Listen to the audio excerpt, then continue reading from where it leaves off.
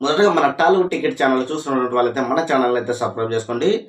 So Nandamuri Balakrishna మరియు బోయపాటి సిని కాంబినేషన్‌లో వస్తున్నటువంటి 'అఖండ 2' చిత్రము హిమాలయ పర్వతాలలో షూటింగ్ శరవేగంగా జరుపుకుండడం కోసము లొకేషన్‌లో అయితే బోయపాటి సీను గారు సెర్చింగ్ చేస్తున్నట్లయితే మనకు స్పష్టంగా అయితే తెలుస్తుందనమాట.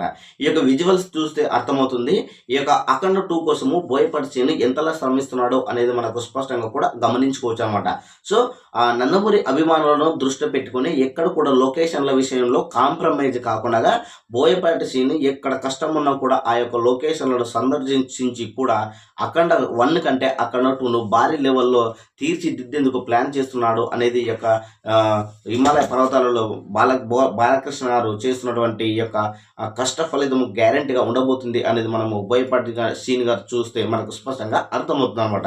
సో, ఏదేమైనప్పటికీ 'అఖండ 2' చిత్రం కోసము హిమాలయ పర్వతాలలో షూటింగు ఒక రేంజ్‌లో ఉండబోతుంది అనేది మనకు స్పష్టంగా కూడా అర్థమవుతుందన్నమాట. సో, ఫైనల్‌గా చూసుకుంటే బోయపాటి సీను మరికొన్ని రోజులలో 'అఖండ 2' షూటింగ్ హిమాలయాల పర్వతాలలో జరుగుతుంది అనేది మనం స్పష్టంగా కూడా గమనించుకోవచ్చు.